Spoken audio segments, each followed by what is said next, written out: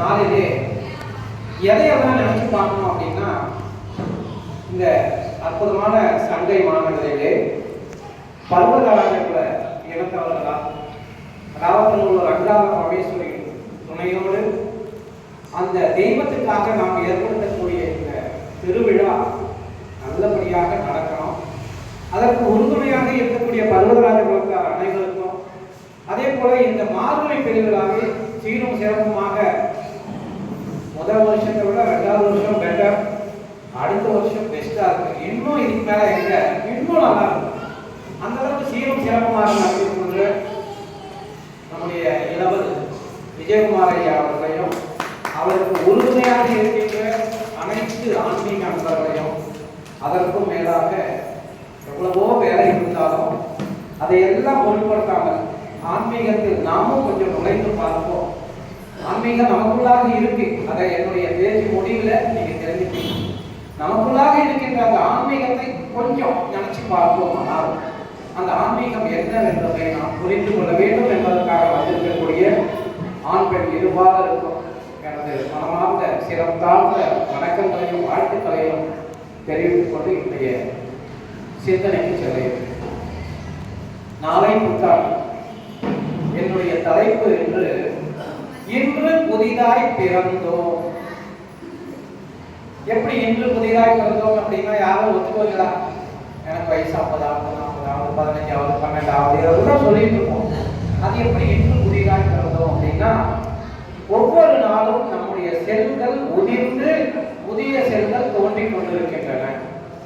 அதுக்கு பேர் என்ன அப்படின்னா அறிவியல்ல வளர்சிதை மாற்றம், மெட்டபாலிசம் என்று சொல்வார்கள். இன்னைக்கு பார்த்த உடம்பு நாளைக்கு இல்லை. உதாரணத்துக்கு நம்ம பார்த்தோம்னா, நம்ம பிறக்கும் போது எவ்வளவு இருக்கும், எத்தனை கிலோ இருக்கும்? நம்ம பிறக்கும் போது 3 கிலோ இருக்கு. ஆனா இன்னைக்கே 50 கிலோ 60 கிலோ 40 கிலோ பல விதமான வயசுக்கு அந்த மாதிரி இருக்கும். இந்த இவ்வளவு பெரிய உடம்பு எப்படி அந்த 3 கிலோ வந்தது அப்படின்னா, வளர்ச்சிதை மாற்றம் ஒவ்வொரு நாளும் நாளொரு மேனியும் பொழுதொரு வண்ணமாக வளர்ந்து கொண்டு வருவதுதான் இந்த உடல் இவ்வளவு பெரியதாக இருக்கிறது. அப்போ நேற்று பார்த்த நாம் இன்று இல்லை. ஒவ்வொரு நாளும் செல்கள் அழிந்து பழையன கழிந்து புதியன புகுந்து கொண்டுதான் இருக்கின்றன. உதாரணத்துக்கு நம்ம இப்போ எல்லாம் தேவை திறந்தா தண்ணி வருது. அந்த காலத்துல ஆற்றுல தான் தண்ணி எடுப்போம். ஒரு ஆற்றுக்கு போறோம், வழியில தண்ணி தாகம் எடுக்குது, நீங்க தண்ணியை பார்க்குறீங்க, குடிக்கணும்னு தோணுது, தண்ணியை பார்த்து குடிக்கிறீங்க, கையால அள்ளி எடுக்கிறீங்க. நீங்க பார்த்த தண்ணியும் நீங்க கையில் அள்ளிய தண்ணியும் ஒண்ணா இல்லை, போயிருக்கும். அது ஒரு பக்கடி போயிருக்கும். அதே மாதிரி இன்னைக்கு மின்சாரத்தை பார்த்துக்கங்களேன். மின்சாரம் ஃபேன் ஓடிட்டு இருக்கு, கரண்ட் ஓடிட்டு இருக்கு. கரண்ட் வந்து அந்த மின்சாரம் அந்த ஃபேனை இயக்கிட்டு. இப்போ கரண்ட் ஆஃப் பண்ணிக்கிறோமா, அந்த கரண்ட் எங்க போகும்? சுவிட்ச் பாக்ஸோட நிற்கும். அப்போ அதே சமயத்தில் இன்னொரு ஃபேனை போட்டோம்னா அந்த கரண்ட் அங்கே போகும். அப்போ என்ன அப்படின்னா, இந்த இன்டர்லிங்க் ஒன்னோட ஒன்று தொடர்புடையது. அதே போல இறைவனின் அம்சமாக பெரியவங்க என்ன சொல்லுவாங்கன்னா, அண்டத்தில் இருக்கக்கூடிய ஒன்றே பிண்டத்திலே இறைவன் என பேசப்படுகிறான் என்று சொல்வார். அண்டத்தில் இருக்கின்ற அதே இறைவனே என்னுள் ஜீவனாக சிவனாக இருக்கிறான். அப்போ அப்படிப்பட்ட அந்த ஆன்மாவை பற்றி தெரிந்து கொள்ளக்கூடிய ஒரு ஆன்மீகம் தான் இன்னைக்கு நாம பேச போறோம். இன்று புதிதாய் பிறந்தோம் என்று சொல்லிவிட்டோம், செல்கள் மாறுகின்றன என்று சொல்லிவிட்டோம்.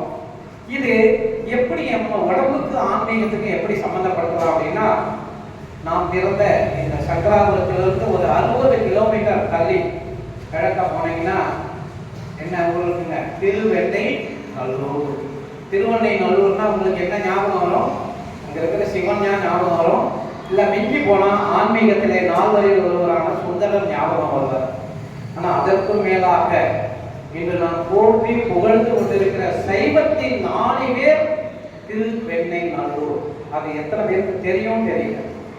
காரணம் என்ன அப்படின்னா, பெண்ணடம் என்ற ஊரிலே பிறந்து திருவெண்ணெய்நல்லூரிலே வாழ்ந்து ஜீவ சமாதியான ஒரு பெரிய நாயனார் என்று சொல்லக்கூடிய மெய்கண்ட நாயனார் வாழ்ந்த இடம் திருவெண்ணெய்நல்லூர். அதற்கு முன்னாக, அதாவது 7ஆம் நூற்றாண்டுக்கு முன்ன போனோம்னா, இந்த சைவம் என்பது சித்தாந்தம் என்பது எல்லாம் வாய் வழியாக உபதேசங்களாக இருக்கிறது. அதையே 7ஆம் நூற்றாண்டுக்கு பின்னாடி மெய்கண்ட நாயனார் என்ன பண்ணார் அப்படின்னா அதை எழுத்துப்பூர்வமாக கொண்டு வந்தார். சிவஞான போதம் என்ற சைவத்தின் ஆதி நூல், அதை வைத்துத்தான் இந்த ஆகமங்களை நாம் பிரித்து எடுக்கிறோம். அப்பேற்பட்ட அருமையான இந்த பூமியிலே பிறந்த நாம் ஆன்மீகத்தை சற்றேனும் தெரிந்து கொள்வதுதான் சிறப்பு என்ற நிலையில இன்று நாம் பேசிக்கொண்டிருக்கிறோம். சரி, மெய்கண்ட நாயனார் சிவஞான போதத்தை போதித்தார். அதனால சைவம் எந்த அளவுக்கு மேலோக்கி வளர்ந்து கொண்டிருக்கிறது ஒவ்வொருவரும் பேசிட்டு இருக்கோம். ஆனா அந்த சைவ சித்தாந்தத்திலே சொல்லக்கூடிய முக்கியமான தத்துவங்கள் 96 என்று சொல்வாங்க. சைவ சித்தாந்தம் படித்தவங்களுக்கு தெரியும். 96 தத்துவங்கள் என்ன அப்படின்னா, முதலில் தோன்றுவது 1, 2 நல்வினை தீவினை என்று சொல்வார். ஆன்மா தோன்றுவதற்கு காரணமே என்ன அப்படின்னா நல்வினை தீவினை. நான் முன் செய்த தீவினை இன்று நான் பிறந்திருக்கிறேன், அல்லது முன் செய்த நல்வினையால் நான் பிறந்திருக்கிறேன் என்று சொல்வார். அப்ப அந்த நல்வினை தீவினை இரண்டும் முதல் படி. அந்த 96 தத்துவங்களை முதல் 2 தத்துவங்கள் நல்வினை தீவினை. அப்போ இடையில் உள்ள தத்துவங்களை பின்னாடி பார்க்கலாம். 96வது தத்துவம் என்ற அறிவு என்ன அப்படின்னா அறிவை பற்றிய விளக்கமாக அந்த 96வது தத்துவம். அப்போ இடையில் உள்ள 93 தத்துவங்கள் எதை சொல்லுது அப்படின்னா சக்கரங்கள், உடலில் உள்ள மையங்கள், தச நாடிகள், தச வாயுக்கள், ஞானேந்திரியங்கள், கர்மேந்திரியங்கள், மன விகாரங்கள், இப்படி அடுக்கி கொண்டு போய் அதை ஒரு தேர் போல ஆக்கி சைவ சித்தாந்தத்தில் 96 தத்துவங்களை அவர்கள் கொடுத்திருக்கிறார். இப்போ நம்ம இந்த 96 தத்துவங்களை நினைவில் கொள்ள வேண்டிய அவசியம் இப்ப எதை நம்ம பார்க்கலாம் அப்படின்னும் போது, முதலில் இருக்கிற நல்வினை. திருவள்ளுவர் சொல்வது போல இருள் சேர் இருவினை என்று சொல்றார். பழவினை புதுவினை, சஞ்சித பிராரப்த ஆகாமிய கர்மங்கள். சஞ்சிதம் என்பது பழவினை, புதுவினை என்பது என்னன்னா ஆகாமியம் பிராரப்தம். இந்த 2 கர்மங்களும் சேர்ந்துதான் நாம் வந்திருக்கிறோம். மகரிஷி வேதாத்திரி மகரிஷி அவர்கள் ஒரு பாட்டில் சொல்லுவார், தந்தை தாய் ஈரும் ஒன்று சேர்ந்து தடைத்து ஒரு உடலாகி இவ்வுலகில் வந்து அந்த உயிர் வினைகள் அறமோ மற்றோ அளித்த பதிவுகள் எல்லாம் சொத்தார். இந்த அரும் பிறவியில் முன்வினை அறுத்து எல்லையில்லா மெய்ப்பொருளை அடைவதற்கு வந்த ஒரு குரு உயிரின் சேர்க்கை வணங்கி குரு திருவடி வாழ்த்தி வாழ்வோம் என்று சொல்றார். அப்ப அம்மா அப்பா கிட்ட இருந்து எடுத்து வந்த அந்த சஞ்சித பிராரப்த ஆகாமிய கர்மங்கள் இன்று நம்மை வழிநடத்தி கொண்டிருக்கின்றன. அப்போ இந்த 96 தத்துவங்களிலே இடையில் உள்ள 93 தத்துவங்கள் எதை பற்றி சொல்லுதுன்னா இந்த அகங்காரம் என்ற ஒன்றை தான் சொல்லுகிறது. அப்ப அந்த அகங்காரத்தை தான் நாம் எப்படி போக்க வேண்டும் என்பதுதான் மனித வாழ்வின் முக்கியமான குறிக்கோள். இந்த 93 தத்துவங்கள் என்ன அப்படின்னு பார்த்தோம்னா, ஆதாரம் 6 ஆதாரம் தெரியும், நிறைய பேர் தெரிஞ்சிருக்கலாம். மூலாதாரம், சுவாதிஷ்டானம், மணிப்பூரகம், அநாதகம், விசுத்து, ஆக்னா, துரியம் என்ற 6 ஆதாரங்கள். அதற்கு மேலே வருகிறது தச வாயுக்கள். அது பேரெல்லாம் சொன்னா நமக்கு இன்னைக்கு பூர்த்தியாக. இப்ப தச வாயுக்கள், அதே போல நாடிகள் 10, பிராணன், அபானன், வியானன், இப்படி தச நாடிகளை நாம் பார்க்கலாம். பூதங்கள் 5, அது தெரியும், அதை பற்றி தான் நம்ம இப்ப பேச போறோம். பூதம் என்ன அப்படின்னா பிருத்திவி, வாயு, அப்பு, தேயு, வாயு, ஆகாசம் என்று சொன்ன 5 பூதங்கள். இந்த 5 பூதங்கள் என்ன? நிலம், நீர், நெருப்பு, காற்று, விண் என்ற ஆகாயம். இந்த 5 பூதங்கள் ஒன்று சேரும் போதுதான் உயிர்கள் தோன்றுவதாக புராணங்களிலும் இதிகாசங்களிலும் வேத நூல்களிலும் சொல்லப்படுகிறது. நம்ம உடம்பே எடுத்தாலும் 5 பூதங்களும் இருக்கும். நிலமும் நீரும் நெருப்பும் காற்றும் உயிரும் இணைந்த இந்த 5 பூதங்களாலான இந்த உடல், அடுத்தது என்ன அப்படின்னா உடல் மட்டும் இருந்தா போதாது, அதை இயக்கிக் கொண்டிருக்கின்ற உயிர். அதைத்தான் நாம் இறைவன் அல்லது அறிவு என்று சொல்கிறோம். இந்த உடலும் உயிரும் சேர்ந்து இணைந்து செயலாற்றக்கூடிய அனுபவத்தை தான் நாம் என்ன சொல்றோம் அப்படின்னா மனம் என்று சொல்கிறோம். இதை பற்றிய வாசம். முதல்ல உடல் என்றால் என்ன அப்படின்னு சொல்லும்போது பஞ்சபூத கூட்டு அப்படின்னு சொல்றாங்க. நிலம், நீர், நெருப்பு, காற்று, ஆகாயம். இது இல்லாம இந்த உடல் இல்லை. இப்ப இந்த உடலை எப்படி சித்தர் பெருமான் சொல்றாரு அப்படின்னா, அகத்திய சாஸ்திரத்துல சொல்றாரு, கூறுவே தேகம் என்றால் என்னவென்று குருவரனே எழும்புதனை காலாய் நாட்டி.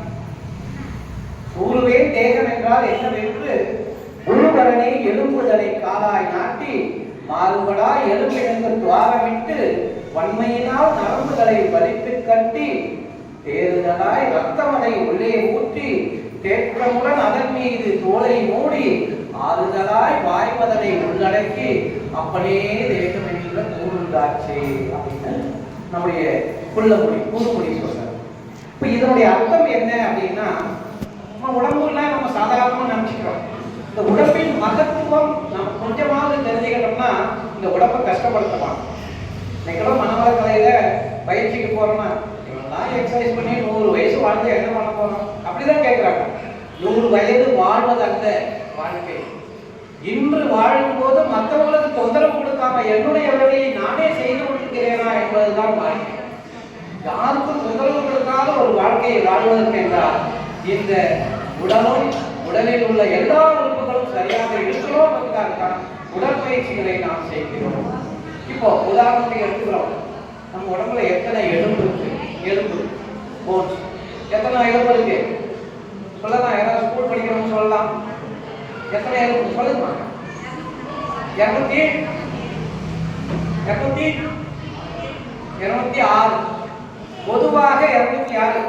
ஆனா இங்க உட்கார்ந்து இருக்கிற ஒருத்தருக்கு 1 அதிகம், பெண்களுக்கு 1 அதிகம், 207. பெண்கள் சிறப்பானவர்கள், இதிலே புரிஞ்சுக்கலாம். ஆண்களை விட பெண்கள் சிறப்பானவர்கள் என்று வேதாத்திரி மகிழ்ச்சி சொல்ல காரணமே என்ன? கர்ப்பப்பை மற்றும் ஒரு எலும்பு முழு 207 எலும்பு. நம்ம உடம்புல எத்தனை நரம்புகள் இருக்கு? சிதம்பரம் போனவங்களுக்கு நல்லா தெரியும். 72,000 நரம்புகள், கணக்கே போட முடியாது. சித்தர்கள் கண்டுபிடிச்சிருக்காங்க 72,000 நரம்புகள். தசைகள் எத்தனை இருக்கு?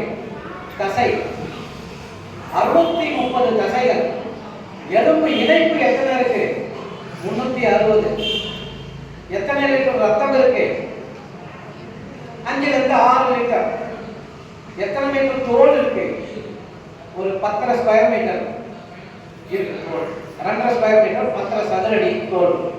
அப்போ இதனால் ஆன இந்த உடல் ஆரோக்கியமாக இருக்கணும் அப்படின்னா எப்படி இருக்கணும்? உயிர் நல்லா இருந்தார். அதனாலதான் திருமூலர் சொல்றாரு, உடம்பை வளர்க்கும் உபாயம் அறிந்தே உடம்பை வளர்த்தேன் உயிர் வளர்த்தேனே அப்படின்றார். இந்த உடல் நல்லா இருந்தாதான் உயிர் நல்லா இருக்கும். உயிர் என்பது என்ன? ஆரம்பத்திலே சொன்னேன், உயிர் என்பது இறைவன் இல்லைங்களா? நீங்க எதை கேட்டாலும் கொடுப்பீங்க, உயிரை மட்டும் கொடுக்குமா இல்லைங்களா? சினிமாவில் கிளைமாக்ஸ்ல பார்க்கணும், வில்லன் சுட வரும்போது கதாநாயகன் சொல்லுவான், எல்லாத்தையும் வேணா எடுத்துக்கோ, என உயிரோட மட்டும் இருக்கு. அப்போ நம்ம உடலில் உள்ள உயர்ந்த வஸ்து எது அப்படின்னா இறைவன் நம்முள் தங்கி இருக்கக்கூடிய அந்த ஆன்மா என்ற ஒன்றுதான். அதை பற்றி ஞானம் பெறுவதுதான் ஆன்மீகம். அந்த அளவுக்கு இந்த உடலை நாம பார்க்கிறோம். உடலினுடைய மதிப்பு என்ன அப்படின்றத தெரிஞ்சுக்கலாமா? உதாரணத்துக்கு ஒரு பல்லு எடுப்பீங்க, பல்லோட காஸ்ட் என்ன? டாக்டருக்கு எவ்வளவு ஃபீஸ் கொடுக்கணும்? ஒரு பல்லு எடுத்தா சொத்தை ஆயிடுச்சு, அந்த விழுந்துருச்சு, பல்லு எடுக்கணும்னா எவ்வளவு ஆகும்? அப்ராக்சிமேட்டா சொல்லுங்க. 500 கிளீனிங்க்கு 500 ரூபாய் வாங்குறாங்க. ஒரு 5000 ரூபான்னு வச்சுக்கோங்க. பல்லு கட்டுறதுக்கு எவ்வளவு ஆகும்?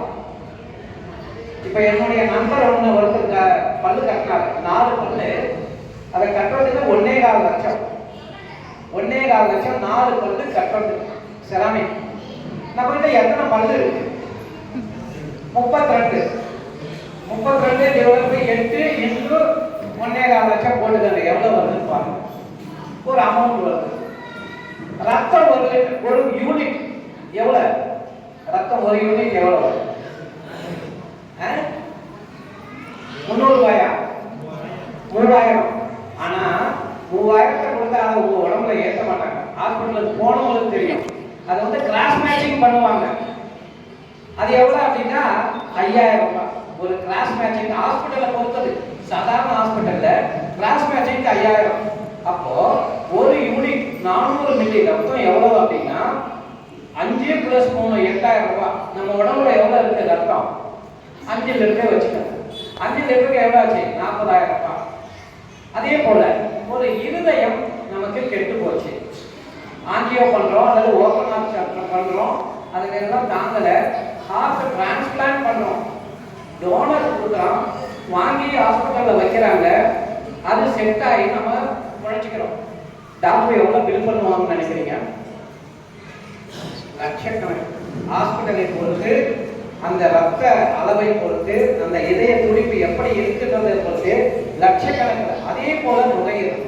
இப்படி இந்த உடலில் இருக்கக்கூடிய அத்தனை உறுப்புகளும் கணக்கு போட்டா அப்ராக்சிமேட்டா எவ்வளவு வருதுன்னா 4 கோடி. எவ்வளவுங்க? 4 கோடி. இன்னைக்கு யாராவது சொல்லுமா நம்ம ஏழைன்னு? நான் 4 கோடிக்கு அதிபதி, என்னுடைய சொத்தெல்லாம் விட்டுருங்க, நான் யாரு? கோடீஸ்வரன். ஆனா இந்த கோடி எப்படி வந்தது? ஃப்ரீயா வந்தது. யார் கொடுத்தது? இறைவன் கொடுத்த இந்த உடல். இந்த உடல்ல கையோ காலோ நீங்க பண்ணீங்களா? இல்லை.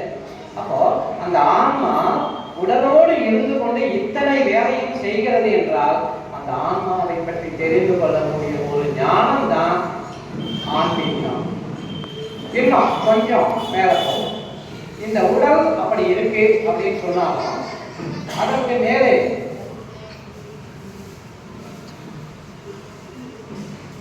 உடம்பு வந்து என்ன பண்ணுவோம்னா தன்னைத்தானே சரி செய்து கொள்ளக்கூடிய கெப்பாசிட்டி உடம்பு. உதாரணத்துக்கு எங்கேயோ போறோம், கையை செவத்துல வாசிச்சு ஒரு ஸ்நாய்க்கு காயம் வந்துருச்சு, அதுக்கு மருந்து போட வேண்டிய அவசியமே இல்லை. தானாகவே அது வந்து 2 நாள் 3 நாள் வந்து வாங்கிடும், சரியாகும். அதே மாதிரி கல்லீரல், அதுவும் என்ன அப் டு சம் எக்ஸ்டென்ட் குறிப்பிட்ட அளவு வரை டேமேஜ் ஆனா தானே அது தன்னை சரி பண்ணிக்கொள்ளுது. அதே மாதிரி பிளாக் இருந்தா கூட இது எல்லாமே என்னன்னா ஒரு லிமிட்டுக்கு மேல போனா நம்ம ஆபரேஷன் பண்ணியே ஆகும். அப்போ இந்த அறிவை உடலுக்குள் வைத்தவன் யார் என்றால் அதே ஆன்மா என்ற செயல்படக்கூடிய அந்த இறைவன். அந்த இறைவன் உரையக்கூடிய இந்த உடலை நாம் எப்படி பார்த்துக் கொள்ள வேண்டும்? கஷ்டப்படுத்தாம பார்க்கணும். ஆனா இன்னைக்கு நாம எப்படி பண்றோங்க?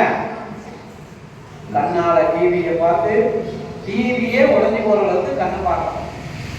காது எவ்வளவு சவுண்டு டிஜே எல்லாம் போட்டீங்கன்னா காது பிச்சு பறக்கும், அந்த அளவுக்கு போட்டு செவிப்பறையை கழிக்கிறோம். அதே மாதிரி நாக்கு டேஸ்ட் பட் என்னென்ன சாப்பிடக்கூடாதோ அத்தனையும் சாப்பிட்டு நாக்கை கெடுத்துக்கிறோம். இப்போ இந்த 5 புலன்கள் வழியாக நம்ம இன்பத்தை நுகரும் போது அளவு முறையும் நமக்கு தெரிவதில்லை. அப்ப என்ன ஆகுது அப்படின்னா ஆணவம் என்ற அந்த தலைப்புக்கும் போது உடலிலே நோய்கள் வருகின்றன. நமக்கு இன்னைக்கு நிலைக்கு உடம்புல வியாதி இல்லாதவங்க யாராவது இருக்குமா? ரொம்ப வெரி வெரி சொல்லவே முடியாது, அந்த அளவுக்கு வியாதிகள். அதனிச்சு என்ன சொல்றாருன்னா வியாதிக்கு காரணம் என்னன்னா பழவினை என்று சொல்கிறார். அதாவது உடலிலே நோய் உள்ளத்திலே கலக்கம், அதுதான் நம்முடைய பாவ புண்ணிய பதிவுகளின் அடையாளம் என்று சொல்றார். அப்போ நோய் இல்லாமல் வாழ வேண்டுமானால் நம்ம என்ன செய்யணும்னா உடலுக்கு தேவையான பயிற்சிகளை நாம் கொடுக்க வேண்டும். உடம்பு 4 கோடிங்க. சாதாரண ஒரு ஸ்கூட்டர் 50,000 ரூபாய் கொடுத்து ஒரு ஸ்கூட்டர் வாங்குறோம், காலையில எடுத்ததும் நல்லா துடைக்கிறோம், ஆயில் இருக்கா செக் பண்றோம், அது இருக்கா செக் பண்றோம், எல்லாத்தையும் பார்க்கிறோம். ஆனா இந்த இறைவன் கொடுத்த 4 கோடி மதிப்புள்ள இந்த உடலை நம்ம என்ன பண்றோம்? யோசிச்சு பாருங்க. இந்த உடலுக்கு தேவையான அசைவை கொடுக்க வேண்டும். அதாவது கடைசியில என்ன பண்றோம்? சுகர் ரைஸ் ஆயிடுச்சு, பிபி ரைஸ் ஆயிடுச்சுன்னு ஹாஸ்பிட்டலுக்கு போகும்போது என்ன சொல்றாங்க டாக்டர்? வாக்கிங் போங்க, இதை குறைங்க, அதை குறைங்க, டயட் ஃபாலோ பண்ணுங்க, இப்படியெல்லாம் சொல்றாங்க. அப்ப இந்த நிலை வருவதற்கு என்ன காரணம் என்றால் நம்முடைய மனம். அப்போ இத்தனை அருமையான இந்த உடல் இன்னும் ஒண்ணு பாருங்க, இந்த உடம்புக்கு ஒரு இன்டெலிஜென்ஸா இருக்கு. இந்த உடல் இப்ப கை இப்படி இருக்கு இல்லைங்களா? கை பின்பக்கம் அடைஞ்சா எப்படி இருக்கும் கொஞ்சம் யோசிச்சு பாருங்க. முன்பக்கம் மட்டும் அடையும், பின்பக்கம் அடைஞ்சா என்ன ஆகும்? டிசைனே தப்பாயிடும் இல்லைங்களா? எதையும் என்னால எடுக்க முடியாது, தூக்க முடியாது, கை பின்னாடி போயிடும். அப்போ இறைவன் தன்னுடைய பேராற்றலால் பேரறிவால் இந்த உடம்பை அழகாக வடிவமைத்திருக்கிறான்.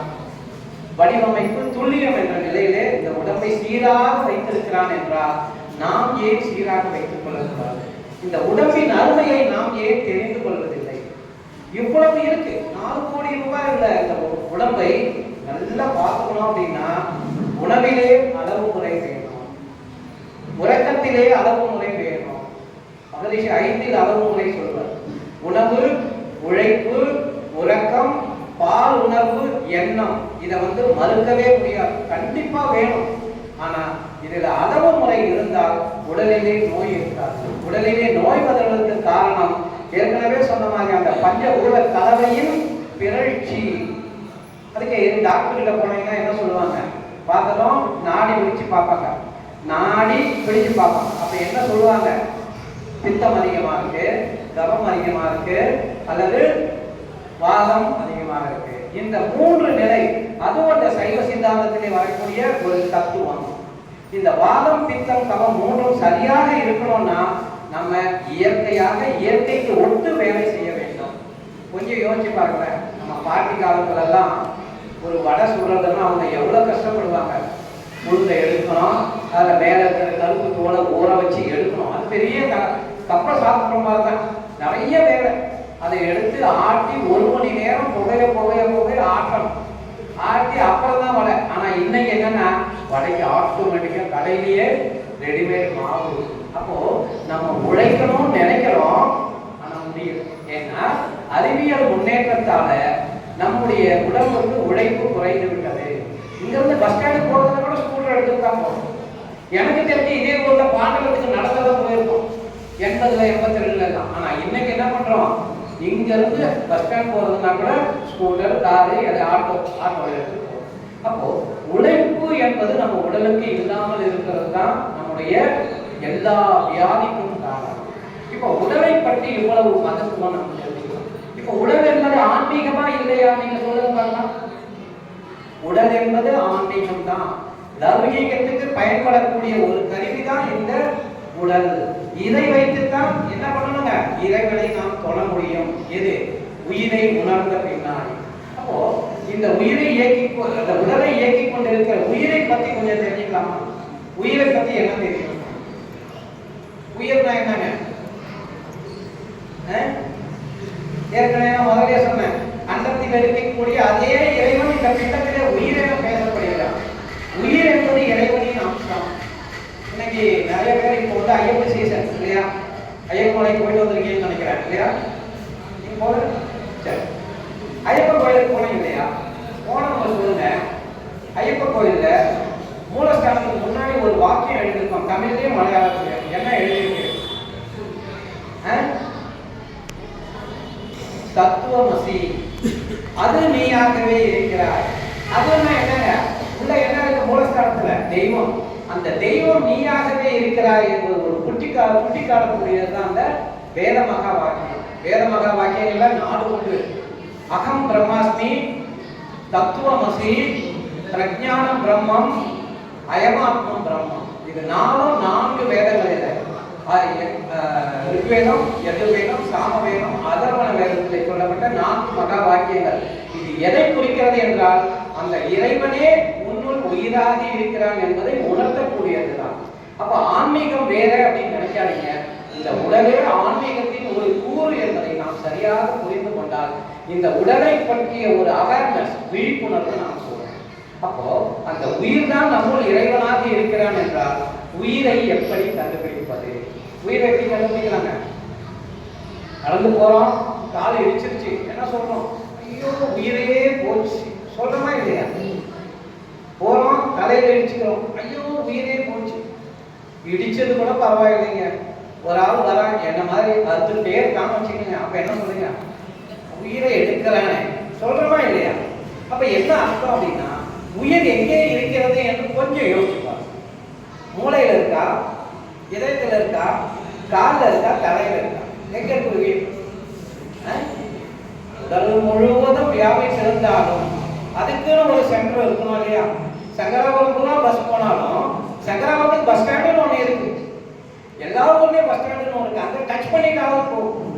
அதே போல உயிர் உடல் முழுவதும் இருந்தாலும் உடலின் மையமான மூலாதாரத்திலே மையம் கொண்டிருப்பதுதான் உயிர். இப்ப அந்த உயிரை பற்றி நாம் தெரிந்து கொள்ள வேண்டும். உயிர் எப்படி உணர்றதுன்னா தொட்டு காட்ட முடியும்னா இல்லை. எப்படி கரண்டை தொட்டு காட்ட முடியாதோ உணரத்தான் முடியுமோ, ஒளியாகவோ வெப்பமாக உணர முடியுமோ அதே போல இந்த உடலிலே இருக்கின்ற உயிர் என்ன பண்ணுது அப்படின்னா சுழன்று கொண்டு இருக்கும் போது அது அலையை வெளியிடுகிறது. அதுக்கு பேர் என்ன அப்படின்னா காந்தம். இப்ப ஆன்மீகத்தை இதை தொட்டு பார்ப்போம். சிவம் எப்படி இருக்கும்? நேற்று கூட ஐயா சொன்னாங்க, சிவம் என்பது எப்படி இருக்கும்? அமைதியாக இருக்கும். நானே சிவனேன்னு உட்கார்ந்து. அப்போ சக்தி என்பது எப்படி இருக்கும்? இயங்கிக் கொண்டு இருக்கும். அப்போ இயங்கிக் கொண்டிருக்கின்ற ஒன்றோடு இயங்காத ஒன்று உரசும் போது என்ன வரும் அப்படின்னா என்ன வருங்க? காந்தம் பொறி வரும். அதைத்தான் நேற்று கந்த புராணத்துல சொன்னாரு. சுமா ஸ்கந்தர், சோம ஸ்கந்தர் என்றால் சிவம், சக்தி, காந்தம். காந்தம் என்பதுதான் ஸ்கந்தன் என்று பின்னாடி ஆறுதே மாறிவிடும். அப்ப அந்த காந்தம் என்பது உடல் முழுவதும் இருக்கிறதால நமக்கு எங்க வந்தாலும் அழுத்தம், ஒளி, ஒளி, சுவை, மனம் இதுவும் எதுனா அந்த சித்தாந்தத்திலே, சைவ சித்தாந்தத்திலே வரக்கூடிய தன்மாத்திரைகள். இது உடம்புல எல்லா இடத்துலையும் ஓடிக்கொண்டிருக்கும் போதுதான் அழுத்தும் போது அழுத்தமாகவும், பேசும்போது ஒளியாகவும், கேட்கும் போது ஒளியாகவும், கண்ணிலே ஒளியாகவும் நமக்கு தெரிகிறது. இப்ப அந்த பஞ்சதன் மாத்திரைகள் என்ன அப்படின்னா அதுவும் ஆன்மாவின் எழுச்சி தான். அப்போ இந்த அளவுக்கு ஆன்மாவின் எழுச்சி நமக்கு வரும்போது அந்த உயிரை நாம் எப்படி தெரிந்து கொள்ளலாம் என்றால் உணர்வால் மட்டுமே தெரியும். இப்போ இறைவன் எப்படி மறைபொருளோ உயிரும் அது போல மறைபொருளாக இருக்கிறது நம்ம உடம்புல. அப்போ இந்த உடம்பிலே இருக்கிற உயிருக்கு அளவு இருக்கா அப்படின்னா அதுக்கும் திருமூலர் சொல்லியிருக்காங்க. மேவிய சீவன் வடிவது சொல்லிடில் கோவின் மயிரொன்றை 100உடன் கூறிட்டு மேவிய கூறது 1000 ஆனால் ஆவிய கூறு 100,000 என்று சொல்றார். உயிருக்கு அளவை திருமூலர் சொல்லியிருக்காரு 3000 ஆண்டுகளுக்கு முன்னால். இன்னைக்கு மைக்ரோஸ்கோப் வச்சு கூட பார்க்கக்கூடிய நிலையில நாம இல்லை. உயிரின் அளவு என்ன அப்படின்னா ஒரு பசுவின் ரோமம், அது பசுவின் ரோமம் ஏற்கனவே ரொம்ப மெல்லிசா இருக்கும். அதனுடைய தடிமன் எவ்வளவோ அந்த அளவுக்கு நீளத்துல வைக்கணும். அதை 100 துண்டாக எடுக்கணும். அந்த 100ல ஒரு துண்டை எடுத்து அதை 1000 கூறுகளாக போடணும். அப்ப எப்படின்னா அனுமானிக்கவே முடியாது. அந்த அளவுக்கு மைக்ரோஸ்கோப் கூட நமக்கு இல்லை. அந்த அளவுக்கு கருவிகளால் எட்ட முடியாத, ஆனால் மனதினால் எட்ட முடிகின்ற ஒன்றுதான் உயிர். அதைத்தான் திருமூலர் சொல்லியிருக்கிறார் திருமூலர். அப்பேற்பட்ட உயிர் இறைவன் என்று சொல்லும் போது நமக்கு அதை கேட்பதற்கு கொஞ்சம் கஷ்டமா இருக்கு. சாதாரணமா வீட்டுல விருந்தாளி வராங்க. விருந்தாளி வந்தா என்ன பண்ணுவாங்க?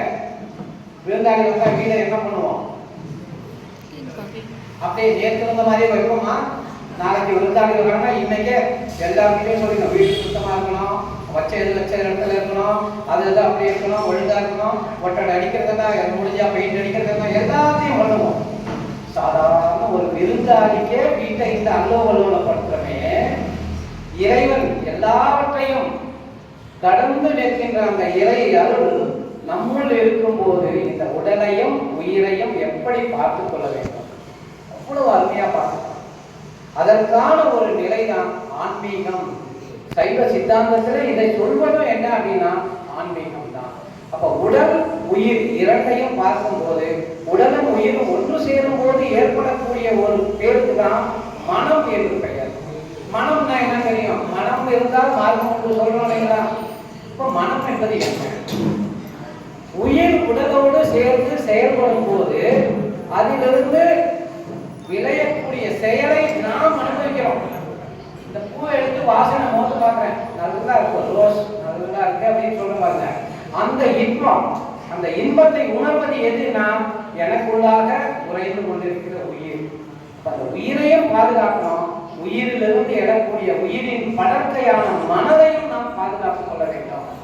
சாதாரணமா சொல்லிடலாம், மனம் இருந்தால் மார்க்கம் உண்டு, மனதை வைத்து எதையும் செய்யலாம் என்று சொல்லலாம். ஆனால் மனம் எப்படி செயல்படுகிறது என்றால் அதுவும் சைவ சித்தாந்தத்திலே கோஷங்கள் என்ற நிலையிலே வருகிறது. 5 கோஷங்கள் சொல்லுவாங்க. அன்னமய கோஷம், மனோமய கோஷம், பிராணமய கோஷம், விஞ்ஞானமய கோஷம், ஆனந்தமய கோஷம் என்பதுதான் இறைவன். சாதாரணமா ஒருத்தர் இறந்துருக்காருன்னா கூட என்ன சொல்றோம் பாத்தீங்களா? அவர் என்ன சொல்றோம்? கண்ணீரஞ்சல என்ன போடுறோம்? இறை நிலை உணர்ந்தார், சிவபதம் சேர்ந்தாரா இல்லையா தெரியாது. ஆனால் அதை முன்னோர்கள் என்ன சொல்லியிருக்காங்கன்னா அன்னமய கோஷம், மனோமய கோஷம், பிராணமய கோஷம், விஞ்ஞானமய கோஷம், ஆனந்தமய கோஷம் என்ற 5 கோஷங்களாக கொடுத்திருக்கிறார். இந்த 5வது கோஷம் தான் இறைவனோடு ஒன்றிய நிலை. அன்னமய கோஷம்னா என்ன? ஏற்கனவே கூட நம்ம மார்கழி ஒருத்தர் சொன்னார். அன்னமய கோஷம் என்பதா உண்டு உறங்கி தூங்கிடுவாங்க, அவ்வளவுதான். இனப்பெருக்கம் பண்ணுவாங்க அதிகபட்சம். விலங்குகள் பண்ணக்கூடிய நிலை அன்னமய கோஷம். அதிலிருந்து வெளியே வரணும், மனதால் சிந்திக்கணும். சிந்திச்சு நாம் பிறந்தது எதற்காக, மற்றவங்களோட அரவணைச்சு போகணும் அப்படின்னு மனதால் சிந்திக்கக்கூடிய நிலை, அதுதான் மனதை இதமாக வைத்துக் கொள்ளக்கூடிய மனிதனின் நிலை. அதற்கும் மேல போகும்போது பிராணன் என்றால் உயிர், உயிரை உணரக்கூடிய நிலை பிராணமய கோஷம். அதற்கு மூல இந்த உயிர் எங்கிருந்து வந்தது அப்படின்னு ஆராய்ச்சி பண்ணும்போது பிராணமய கோஷத்திலிருந்து விஞ்ஞானமய கோஷத்திற்கு ஆராய்ச்சிக்காக போறோம். ஆராய்ச்சிக்கு அடுத்ததுதான் எல்லாவற்றையும் உருவாக்கி ஆண்டு கொண்டிருக்கின்ற, எல்லாவற்றையும் தன்னையில் அடக்கி கொண்டிருக்கின்ற அந்த பேராற்றலான வெட்ட வெளி என்ற இறைவன். அதை தான் என்ன சொல்றோம், சாயுட்ச நிலை என்று நாம் சொல்றோம். அப்படி அந்த சாயுட்ச நிலையிலிருந்து மனிதனாக வரும்போது அதே மனிதனால் சாயுட்ச நிலையை நாம் தொட முடியும். எப்படி தொடலாம் அப்படின்னா அதுக்கு தவம் ஒண்ணுதான் பயன்படும். திளைக்கும் வினைக்கடல் தீர்வுரு கோணி இலைப்பினை நீக்க இருவழி கொண்டு விளைக்கும் தனக்கும் அக்கேடில் புகழ்வோம் விளைக்கும் தவமும் அறமும் மேற்றுணையாமே. திருஞான சம்பந்தத்திலே பாடல். அப்போ தவம் செய்யாம இதை அடைய முடியாது. தவம்னா நீங்க அப்படியெல்லாம் பெருசா நினைச்சுக்காது. தவம் என்பது என்னன்னா உங்களுக்குள்ளாக இருக்கின்ற உயிரை உணர்வதுதான் தவம். தவத்திலே 2 வகை உண்டு. உயிரை உணர்தல் அல்லது இறைவனை உணர்ந்த நிலையையும் நாம் தவம் என்று சொல்லலாம். இறைவனோடு ஒன்றக்கூடிய நிலை. இதுல 2 நிலைகள் சொல்றாங்க. பக்தி மார்க்கம், ஞான மார்க்கம் என்று சொல்றாங்க. அதையே சாதாரண பாஷையில சொல்லும் போது மங்கள மார்க்கம், மார்கர மார்க்கம், பூனை பக்தி, குரங்கு பக்தி என்று 2 பக்திகளாக சொல்றாங்க. பூனை பக்தி அப்படின்னா என்ன? பூனை குட்டி போடும், அது என்ன பண்ணுதுங்க, ஒரு இடத்துல இருந்து இன்னொரு மாற்றும், மூவ்மெண்ட் பண்ணும். அப்ப என்ன, எப்படி எடுத்து போகுது பூனை? வாயால அந்த குட்டியை கப்பி எடுத்துட்டு போவோம், தூரமா இருந்தா ஒரு இடத்துல வைக்கும், திரும்ப கப்பி எடுத்து போய் அந்த இடத்துல வைக்கும். ஆனா குரங்கு என்ன பண்ணும், குட்டிக்கு வந்து அம்மா குரங்கு வயிற்று நல்லா கெட்டியா பிடிச்சிக்கும். அது குரங்கு தாவி தாவி தாவி போகும்போது கையை விட்டா போச்சு, இதை விழுந்து மாறும். அதுதான் மார்ஜட மார்க்கம் என்று சொல்றாங்க. அப்போ பூனை பக்தி என்ன என்றால் பக்தி மார்க்கமாகவும், குரங்கு பக்தி என்ன என்றால் ஞான மார்க்கமாகவும் இருக்கிறார். இப்ப நம்ம சைவ புறவர்கள் 4 பேர் இருக்காங்க. யாராவது அப்புறம் இதுல யார் யாரு சரியை யோகம், சரியை கிரியை யோகம் ஞானம் என்று 4 வழிகள் இருக்கு. அதேதான் என்ன, சரியை கிரியை இது 2 பக்தி மார்க்கம், யோகம் ஞானம் என்பது ஞான மார்க்கம். இதுல வந்து அப்பர் என்ன பண்ணாருன்னா உழவார பணி, அவர் சிறந்த உழவார பணியை செய்து இறைவனை அடைந்தவர். அவர் எதுல இருந்தாருங்க, சரியை சரீரத்தை கொண்டு செய்யக்கூடிய வேலை. கிரியை என்றால் மந்திர உச்சாரணங்களால் செய்யறது. யாருங்க, நம்முடைய சின்ன குழந்தை, ஞான குழந்தை யாரு, திருஞான சம்பந்தர். அடுத்ததாக சுந்தரர் என்பவர் யோக நிலையில் வாழ்ந்தவர். அதே மாதிரி மாணிக்கவாசகர் என்பவர் ஞான நிலையில் வாழ்ந்தவர். மாணிக்கவாசகர் தான் எதை எழுதினாருங்க, திருவாசகம். திருவாசகத்துக்கு ஒருவார், ஒரு வாசகத்துக்கு ஒருவார். திருவாசகம் என்ன சொல்லுதுன்னா, இவ்வளவு நேரம் நம்ம பேசணும் பாருங்க, இதை பூரா நம சிவாய வாழ்க, நாதன் தாழ் வாழ்க, இமைப்பொழுதும் எண்ணெஞ்சில் நீங்காதான் தாழ்க, அப்படியே கடைசி வரைக்கும் 95வது வரி வரைக்கும் எதை சொல்றாருன்னா பிரபஞ்ச ரகசியம், உயிரின் ரகசியம், இறைவனின் ரகசியம், இந்த 3ஐயும் அந்த 95 வரிகளிலே சொல்றாரு. ஆனா இன்னைக்கு என்ன பண்றோம், 95 வரிகளையும் ரெக்கார்டு போட்டு கேட்டு போயிடும். அப்படியே அதுக்கு சொல்லும் போது கூட எப்படி இந்த உணர்வே இல்லாம சொல்லிட்டு இப்ப கூட ஒரு அன்பர் சொன்னார், ஓம் என்று சொன்னால் அடி நாவை கவனத்திலிருந்து வர வேண்டும். இன்னும் பெரியவர்கள் சொல்றது என்னன்னா மூலாதாரத்திலிருந்து வர வேண்டும். வைகரி வாக்கு என்பது வைகரியிலிருந்து தொடங்கி வாய் வழியாக வெளியே வரும்போதுதான் அது ஒளி வடிவம் பெறுகிறது. கீழே லைட்டாக இருக்கிறது மேலே வரும்போது சப்தமாக மாறுகிறது. அதைத்தான் நம்ம என்ன சொல்றோம், தூர்தர்ஷன் அந்த காலத்துல ஒளியும் ஒளியும் அப்படின்னா நாவி கமலத்திலிருந்து மேலே வரக்கூடிய நாதம் ஒளியாக மாறும்போது, நாதம் என்றாலே இறைவன் தான். நாதத்திற்கு அதிபதி நாதம். அப்போ ஒவ்வொரு உடலின் அமைப்பும் எப்படி இருக்கின்றதுன்னா இறைவனோடு சம்பந்தப்படுத்தி பார்க்கும்போது அது ஆன்மீகம் எவ்வளவு ஆழ்ந்து இருக்கிறது என்பதை நாம் புரிந்து கொள்ள வேண்டும். அதே போல சைவ சித்தாந்தத்தில் சொல்லக்கூடிய அனைத்து நிலைகளையும் நாம் படிக்கும் போது ஓரளவுக்கு நல்ல ஆன்மீகத்தில் மேம்பாடு அடையும் போது இறைவனும் நானும் ஒன்றே என்ற நிலையை உணர முடியும். இதனாலதான் என்ன பண்ணிட்டு இருக்கோம்னா ஒவ்வொரு மதங்களும் என்ன சொல்றதுன்னா இறை உணர்வு அறநெறி ரெண்டு பேர்தான். இறை உணர்வு அறநெறி இது இல்லாத மதங்களே எங்கேயுமே இல்லை. அதே மாதிரி சைவத்திலிருந்து தோன்றியவைதான் என்னன்னா வைஷ்ணவம், கௌமாரம், கானபத்தியம், சாக்தம், எல்லாமே 6 மதங்கள், ஷண்மதங்கள். அதாவது சைவம், வைணவம், சாக்தம், கௌமாரம், சௌரம், கானபத்தியம் இந்த 6 மதங்களையும் ஒன்றாக இணைத்தவர் யாருன்னா ஆதிசங்கரர். சௌந்தரிய நகரியே எழுதியிருக்கிறார். சக்தியையும் சிவனையும் ஒன்றாக பார்த்த அத்வைத தத்துவ ஞானி யார் அப்படின்னா சங்கரர் தான்.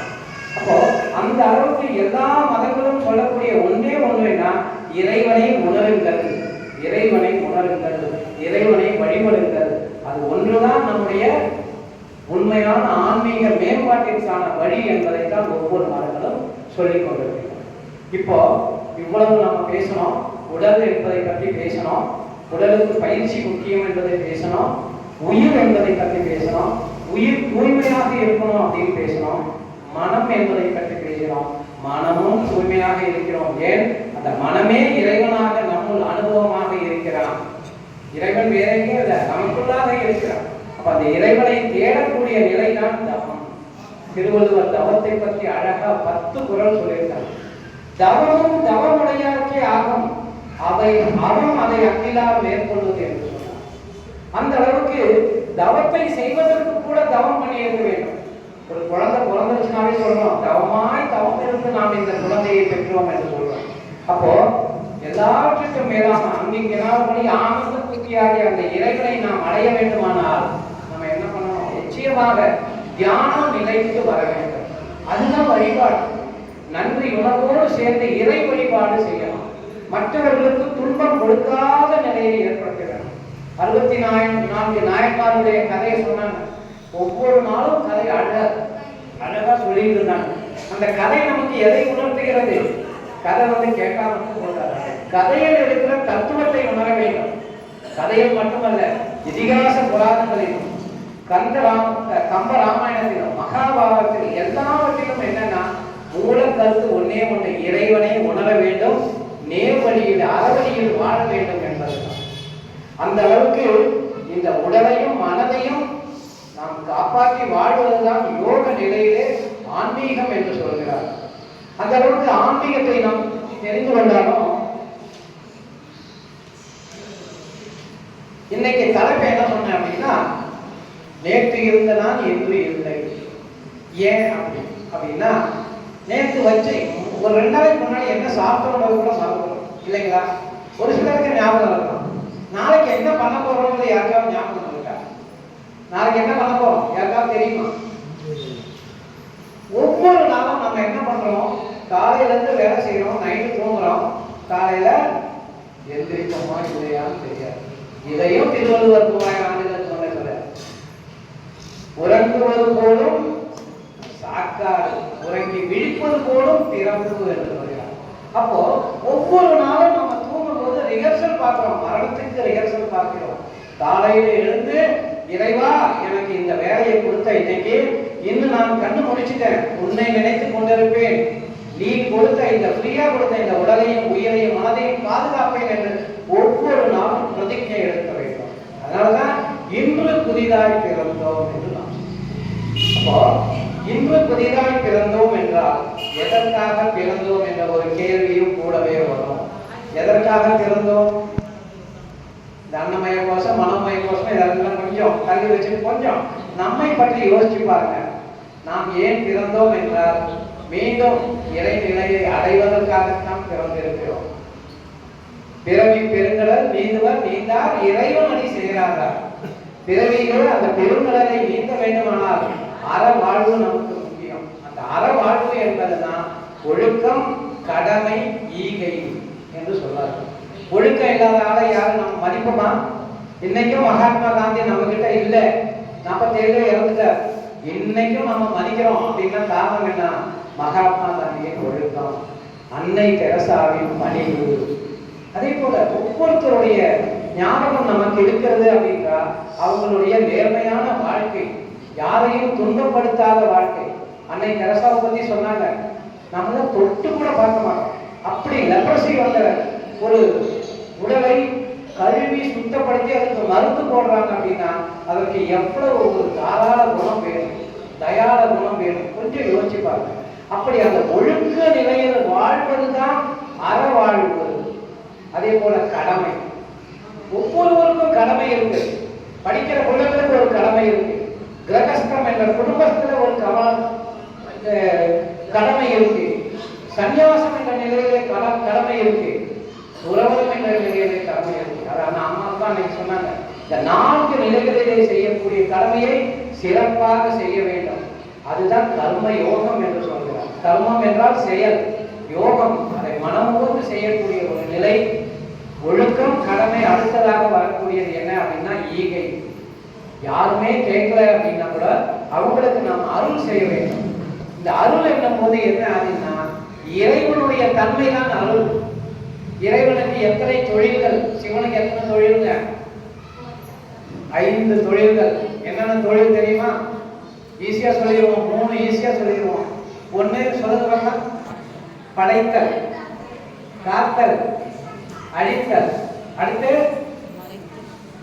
மறைத்தல், அருளல். 5 தொழில்கள். இதான் என்ன சொல்லுவாங்கன்னா 5 சிவங்களாக பிரித்து சொல்லுவாங்க. சத்யோஜாவும் மாமதேவும் அகம் எப்படி வந்துட்டே இருக்கு. அப்ப 5 முகங்கள் கொண்டவன் சிவன் என்று சொல்லுவாங்க. அது எதற்காகனா நாமும் அது போல வாழ்ந்து காக்க வேண்டும் என்பதற்காக 5 தொழில்களை கொடுத்தாங்க. இப்போ தெய்வத்துல எத்தனையோ நம் சமயங்களாக பிரித்து பார்த்தாலும் ஆதிசங்கரர் எல்லாரையும் ஒன்று சேர்ந்து ஒன்றே தெய்வம் என்று சொன்னார். அதை எப்படின்னு பார்க்கலாம். சிவம் வேற, சக்தி வேற, விஷ்ணு வேறையா அப்படின்னா சிவம் என்பது ஒன்றே ஒன்றுதான். சிதம்பரம் யார் போயிருக்கீங்க? சிதம்பரம் போயிருக்கீங்களா? மூலஸ்தானத்துக்கு பக்கத்துல ஒரு இடம் காமிப்பாங்க, தெரியுங்களா? லைட் மட்டும் காமிப்பாங்க, ஒண்ணுமே தெரியாது. வெட்ட வெளி என்று பெயர். வெட்ட வெளியிலிருந்து வேண்டி இருப்போருக்கு வேற எதுவும் தேவையில்லை என்று ஒரு சித்தர் வாக்கு கூட. அப்ப அந்த வெட்ட வெளிதான் இறைவன். சுத்த வெளியாக, சூன்யமாக, பூஜ்யமாக, பிரம்மமாக இருக்கின்ற அந்த ஒன்றுதான் இன்னைக்கு 5 அறிவாக, 6 அறிவாக, நானாக, கடற்பொருளாக வந்திருக்கிறேன். அப்போ இறைவனே நானாக இருக்கிறேன். அந்த தத்துவமசி தத்துவத்தை தான் சிதம்பரத்தில் சொல்றாங்க. இன்னைக்கு ஒவ்வொரு நாளும் கோயிலுக்கு போறோம். வைகுண்ட ஏகாதசி அப்படின்னு கூட சொன்னோம் இல்லைங்களா? வைகுண்டம் என்றால் என்ன? எதுவும் ஒரு கேள்வி கேட்டு பாருங்க, நமக்கே பதில் கிடைக்கும். இன்னைக்கு இன்னும் ஈஸி. மொபைல அடிச்சு பார்த்தீங்கன்னா கூகுள்ல அழகா அதுக்கான ஆன்சர் கிடைக்கும். மொபைல நம்ம சுண்ணாம்பு கட்டிங்கன்னா தலையிலே இருக்கும், வெத்தலையில சுண்ணாம்பு தரணும். தயவு செய்து அதை கொஞ்சம் குறைச்சி நமக்கு என்ன தேவையோ, இவர் என்ன சொன்னார் அதை கொஞ்சம் தேடி பாருங்க, கண்டிப்பா அது ஆன்சர் கிடைக்கும். வைகுண்டம் என்றால் என்ன அப்படின்னா, குண்டம் என்றால் நெருப்பு அல்லது ஒளி, ஜோதி. நம்ம உடம்புல ஜோதியாக இருப்பது எதுங்க? அருட்பெருஞ்சோதி, அருட்பெருஞ்சோதி, தனிப்பெருங்கருணை, அருட்பெருஞ்சோதி. என்னங்க? உயிர். அந்த உயிர் என்பது குண்டம் என்றால் அந்த குண்டம் வைகுண்டம் அப்படின்னா வசித்தல் என்று பொருள். ஸ்ரீனிவாசன், ஐயா பேர் கூட ஸ்ரீனிவாசன். ஸ்ரீ என்றால் என்ன அப்படின்னா உயிர் தான், அல்லது ஐஸ்வர்யம். நீங்க எதுனாலும் இருக்கலாம், மனசுல எது நினைக்கிறீங்களோ அது ஸ்ரீ. ஐஸ்வர்யம், பாக்கியம் என்றெல்லாம் சொல்றோம். வாசம் என்றால் வசித்தல். ஐஸ்வர்யம் வசிக்கின்ற இடம் தான் வைகுண்டம். நம்ம உடல்ல வைகுண்டம் எது அப்படின்னா துரிய நிலையைத்தான் சித்தர்கள் சொல்றாங்க. துரிய நிலையைத்தான் வைகுண்டம் என்று சொல்கிறோம். அதே போல கைலாசம் என்று சொல்வதும் என்ன அப்படின்னா சுத்த வெளியான வெட்ட வெளியைத்தான் கைலாசம் என்று சொல்கிறோம். இப்படி ஆன்மீகத்துல சொல்ல போனா நமக்கு நேரம் பத்தாத அளவுக்கு இதை பேசிக்கொள்ள ஒரு விஷயத்தை மட்டும் சொல்லி நான் நிறைவு செய்கிறேன். இப்ப நம்ம கோயிலுக்கு போறோம். கோயில கூட இப்ப கொஞ்ச நாளுக்கு முன்ன சனாதன தர்மம்னு சொல்லி நிறைய பிரச்சனைகள் வந்தது. சனாதன தர்மம் என்றால் அந்தந்த காலத்துக்கு ஏற்ற சட்ட திட்டங்களை மதித்து இறைவனை வழிபடக்கூடிய முறைக்கு பேர் தான் சனாதனம்னா. எல்லோருக்கும் பொதுவான என்று ஒரு அர்த்தம். ஆகம விதிப்படி கட்டிய கோயில்கள் எப்படி இருக்கும் கொஞ்சம் கற்பனை பண்ணிப்பாங்க. இப்போ திருவண்ணாமலை கோயிலுக்கு போய் முதல்ல என்ன உள்ள நுழையும் போது என்ன இருக்குங்க? ராஜ கோபுரம். ராஜகோபுரத்துல உச்சியில என்ன இருக்கும்? கலசம். ஒரு ஆளை இப்படி படுக்க போடுங்க, மல்லாக்க படுக்க வச்சுங்க. இங்க என்ன இருக்கும்? பாதம். பாதத்துல விரல்கள், 5 விரல்கள் இருக்கா? அதுதான் கலசம். அதை என்ன சொல்றோம் அப்படின்னா, இங்க இருந்து இடுப்பு வரை உள்ள ஸ்தானம் மூலாதாரம் என்று சொல்லப்படும். இடுப்பு என்பது என்ன அப்படின்னா முதுகெலும்பு. அதாவது மூலாதாரம் என்பது என்னன்னா உடலின் மையம் அல்லது முதுகெலும்பின் அடிப்பகுதி, எருவாய்க்கும் கருவாய்க்கும் இடையேயான பகுதி என்று சொல்வார்கள் சித்தர். அப்போ இந்த மூலாதாரம் என்பது பாத விரல்களை நாம் நுழைவு வாயிலாக கொள்கிறோம். அதனாலதான் என்ன சொல்றாங்க? உள்ளம் பெருங்கோயில் ஊர் உடம்பே ஆலயம், வல்லல் பிரானாருக்கு வாய் கோபுர வாசல், தெல்ல தெரிந்தாருக்கு ஜீவன் சிவலிங்கம், கல்ல புலனைந்தும் காலா மணிவிளக்கே என்று சொன்னாங்க. அப்போ ஒரு குழந்தையை இங்க படுக்க வச்சீங்கனாலும் அல்லது ஒரு மனிதனையே படுக்க வச்சீங்கனாலும் பாதம் என்பது மூலாதாரம். அடுத்தது எங்க வரும்? பாதத்திலிருந்து இடுப்பு வரைக்கும் மூலாதாரம். இடுப்புக்கு அடுத்ததாக என்ன வருகிறதுனா சுவாதிஷ்டானம் என்ற நீர் மையம். மூலாதாரம் என்பது நிலம், கெட்டி பொருளான நிலம். அதைதான் நம்ம வந்து கலசம் வைக்கிறோம். கலசத்துல என்ன இருக்கும் தெரியுங்களா? தானியங்கள் இருக்கும், பொன்பொருள் இருக்கும். அந்த மாதிரி வச்சு ஆகம முறைப்படி என்னென்ன வேணுமோ அதையெல்லாம் வச்சுதான் செய்வாங்க.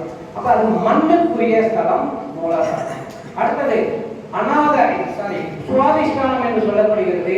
எருவாய்க்கு மேலே ஒரு 4 அங்குலம் நீர் மையம் என்று சொல்லப்படுகிறது.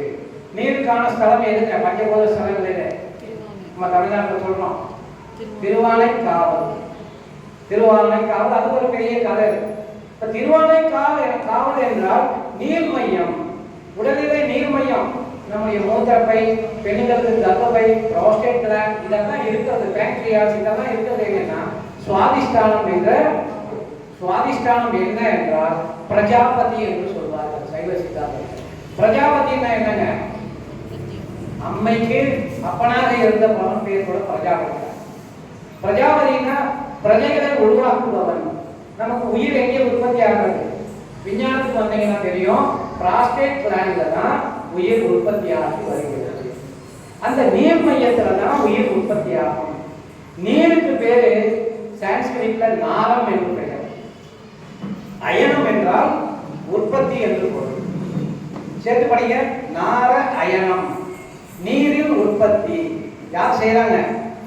பார்க்கடலிலே விஷ்ணு எங்க படுத்திருக்காருங்க? குண்டலினி என்ற பாம்பின் மீது நீரிலே படுத்துக்கொண்டு உயிரை உருவாக்குகிறார். எப்படி உருவாக்குகிறார்? திருவாரூர் கோயில் போனீங்கன்னா தயவு செய்து இதெல்லாம் பாருங்க. நாவி கமலத்திலிருந்து ஒரு தாமரை இருக்கும், அதில் பிரம்மன் உட்கார்ந்து இருப்பார். பிரம்மனுக்கு வேற என்னங்க? படைக்கல். அப்போ இந்த சுவாதிஷ்டானத்திலிருந்து உயிரை உருவாக்குபவன் தான் நாராயணன். நீரில் உயிர் உருவாகும். ஒண்ணு இல்லை, நம்ம வீட்டிலேயே தேவை தண்ணி திறந்து ஒரு குடத்துல எடுத்து வச்சுட்டு போயிடுங்க. 4 நாள் வீட்டை கூட்டிட்டு போயிடுங்க. ஒரு 5 நாள் கழிச்சு வந்து பாத்தீங்கன்னா எப்படி இருக்கும்? புழு இருக்கும். அந்த புழு எங்கிருந்து வந்தது? நீரிலிருந்து உற்பத்தி ஆகுது. புழுவுக்கு எத்தனை அறிவு? ஈரறிவு. அந்த தண்ணீரிலிருந்து புழுவே உருவாகும் போது நம்முடைய நீரிலிருந்து உயிர்கள் உருவாகின்றன. அதைத்தான் நம்ம என்ன உற்பாதனம் என்று சொல்றோம். அப்போ அந்த இடத்துல இருக்கக்கூடியது என்ன அப்படின்னா கோயில்ல கொடிமரம். பிரஜாபதி என்றால் கொடி மரம் என்று அர்த்தம். கோயில்ல கொடிமரம் பார்த்துருக்கீங்களா? நம்ம எங்க நேரம் மூலஸ்தானத்துக்கு போயிட்டு அப்படியே திரும்பி வரும். வைதீகர்கள், ஆன்ம அறிவு பெற்றவர்கள் முதல்ல கொடிமரத்தை வணங்கி விட்டுத்தான் போவார். அதே மாதிரி மூலாதாரம் என்ற பாத கமலத்தை வணங்கி விட்டுத்தான் போவாங்க. படியில கால் வைக்க மாட்டாங்க. முதல் படியில ஆன்மீக முறைப்படி கால் வைக்க கூடாது, படியை தாண்டித்தான் போகணும். ஏனென்றால் அது இறைவனைக்குரிய ஸ்தலமாக கருதப்படுவது. அடுத்தது நம்ம நீருக்கு வந்தோம். நீர்ல என்ன இருக்குன்னா கொடிக்கம்பம் என்ற துவஜஸ்தம்பம். அதுக்கும் நம்ம உடம்புக்கும் என்ன சம்பந்தம் கொஞ்சம் சம்பந்தப்படுத்தி பாருங்க. கொடிமரத்துல எடுத்தீங்கன்னா 32 கட்டுகள் ரிங் மாதிரி இருக்கும். பார்த்துட்டீங்களா? கொடிமரத்துல எத்தனை இருக்கும்? 32. ஆனா அதுல பாகங்கள் எத்தனை இருக்கும்? 32 நேரா நிக்குது. 32 கட்டு இருக்கு. அப்ப எத்தனை பாகம்? 33 பாகம். நம்ம உடம்புல 33ஆக இருக்கக்கூடியது எது? முதுகெலும்பு, ஸ்பைனல் கார்ட், பேக் போன் சொல்றோம் இல்லைங்களா? அது 33 எலும்புகளை 32 கட்டுகளை கொண்டது. அப்ப ஆன்மீகம் எங்க வருது பாருங்க. சுவாதிஷ்டானத்திலே பிரஜாபதியாக இருக்கக்கூடிய துவஜஸ்தம்பத்திலே இருக்கு. அடுத்து கொஞ்சம் போறோம். அடுத்தது என்ன இருக்குங்க? கோயில் அப்படியே கற்பனை பண்ணி பாருங்க. பலிபீடம் இருக்கும். பலிபீடம் என்பது ஆணவம், கண்மம், மாயை 3 மலங்களையும் நான் பலி கொடுத்து விட்டேன், இறைவனிடம் சரணாகதி அடைய போகிறேன் என்பதை உணர்த்துவதுதான் பலிபீடம். பலிபீடம்னா என்னங்க? எல்லாத்தையும் அழிக்கக்கூடியது எது?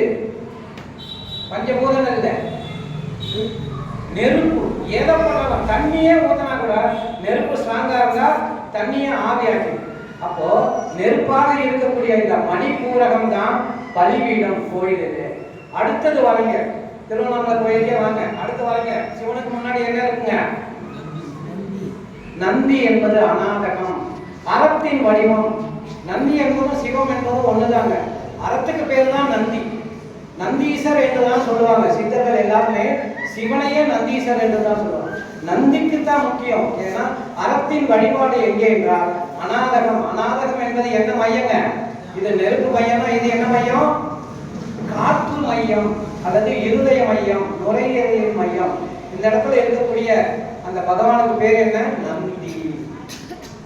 ஒரு திருமூலருடைய பாடல எந்த பாடலை பார்த்தா நந்தி நந்தி நந்தின்னு கொண்டு வரும். என்ன காரணம்? என்ன? இருதய பகுதி, உடலை இயக்கிக் கொண்டிருக்கிற ஒரு முக்கியமான பகுதி எது அப்படின்னா நந்தி. அதுக்கு பேர் தான் அநாதகம். அநாதகத்துல என்ன சொன்ன? நந்தி. அடுத்தது போறீங்க, மூலவருடைய வாயுக்கு போறீங்க. அங்க 2 நிற்கும் சக்கரத்துல பூதம் மாதிரி, துவார பாலகர். இங்க என்ன இருக்குங்க? தைராய்டு, பேராதைராய்டு 4 செக்மெண்ட் இருக்கும். அதுக்கு பேர் தான் துவார பாலகர். துவார பாலகருடைய வேலை என்ன? செக்யூரிட்டி அங்க நிக்கிறாருன்னா யாரும் தேவையில்லாதவங்க உள்ள போகக்கூடாது. நீங்க சாப்பிடுறீங்க, சாப்பிடும்போது ஒரு கசப்பான பொருள் உள்ள போகும்போது என்ன பண்ணுங்க? தைராய்டு புஷ் பண்ணி வெளியே கொண்டு வந்துடும், வாமிட்டா வெளியே கொண்டு வந்துடும். அதே போல துவார பாலகர்களாக இருக்கின்ற இந்த தைராய்டுக்கு பேரு ஆன்மீகத்தில் விசுத்தி என்று பெயர். விசுத்தியில இருக்கக்கூடிய அந்த பஞ்சபூதங்கள் எது? பஞ்சபூதம் எது அப்படின்னா உயிர். இங்கதான் உயிர் இருக்கு. எது? தொண்டை முடிச்சு. இது பேர் என்னன்னா விசுத்தி. விசுத்தினா என்னங்க? சுத்தினா என்ன? சுத்தம்.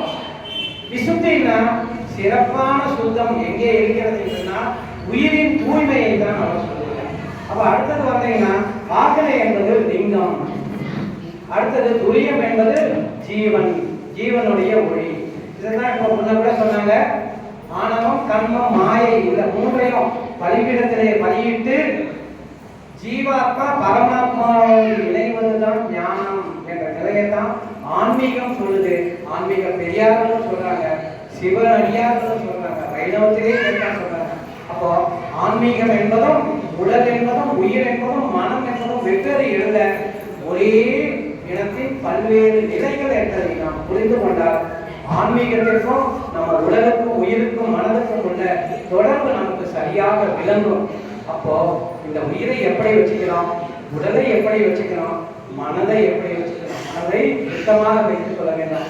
அப்போதுதான் அந்த இறைவன் நம்முள் வந்து குடியிருப்பான் என்று சொல்லி என்னுடைய சிற்றுரையை முடித்துக் கொள்கிறேன்.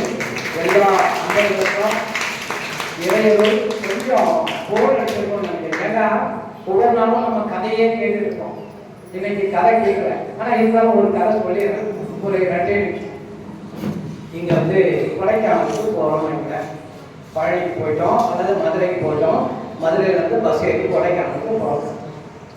கொடைக்கானல்ல எத்தனை பெண்களுக்கு ஆக்சிடென்ட் அழகா ஆக்சிடென்ட். அத்தனை பெண்களும் பஸ் வளைஞ்சு போகும்போது நம்ம கண்ணுக்கு எப்படி இருக்குங்க? மலையை பார்த்தா, இயற்கையை பார்த்தா மனுஷன் மயங்கிடுவான். ஏன்னா இயற்கை என்பது இறைவன், இறைவனால் உருவாக்கப்பட்ட நாம் இயற்கையை பார்த்து ஒழுங்குவது இயல்பு. அப்போ மலைக்கு போகும்போது இந்த பக்கம் நெடுஞ்சு வளர்ந்த மலை, இந்த பக்கம் பார்த்தீங்கன்னா பள்ளத்தாக்கு, இடையிலே அருவி, அழகான மலர்கள், வானுயர்ந்த மரங்கள், இதெல்லாம் பார்க்கும்போது மனம் எப்படி இருக்குங்க? ரொம்ப சந்தோஷமா இருக்கு. ஆனா நான் இந்த இயற்கையெல்லாம் வேடிக்கை பார்த்துட்டு இருக்கேன். என் பக்கத்துல ஒருத்தர் உட்கார்ந்து இருக்கான், முகத்தை இருந்த வச்சிருக்கான்.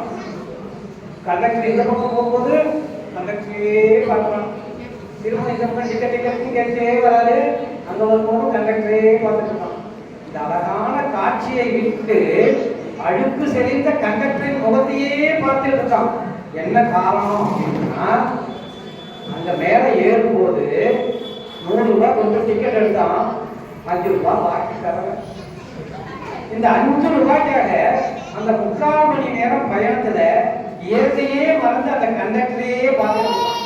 அதே மாதிரிதான் இந்த இறைவன் இருக்கக்கூடிய இந்த கருவியான உலகிலே நாம் இருந்து கொண்டு உலகத்துக்கு நன்மை செய்ய வேண்டும். ஆனா நம்ம என்ன பண்றோம்? சிற்றின்பத்துல ஈடுபட்டு இதுதான் பெருசு நினைச்சு மற்றதையெல்லாம் விட்டுட்டு இறைவனை நாம் தொழ வேண்டும் என்பதற்காக இந்த கதையிலிருந்து நாம் தெரிந்து கொள்ள வேண்டிய ஒரு நியமம் செய்தி என்று சொல்லி சிறப்பாக எனக்கு வாய்ப்பளித்த அனைவருக்கும் நன்றி பாராட்டுகிறேன். அதே போல நாளைய அனைவருக்கும் ஒரு வாழ்த்து. இறை